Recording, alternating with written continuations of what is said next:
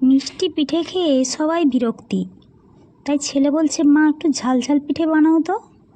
মুসুর কলাইটাকে সিদ্ধ করে রেখেছিলাম, তাতে একটু তেল, সাদা তেল, লঙ্কা গুঁড়ি, জিরে গুঁড়ি ভাজা, একটু চিনি, একটু লবণ আর ধনেপাতা কুচি সব কিছু একসাথে ভালো করে কড়াই নেড়ে নেড়ে ভাজা করলাম।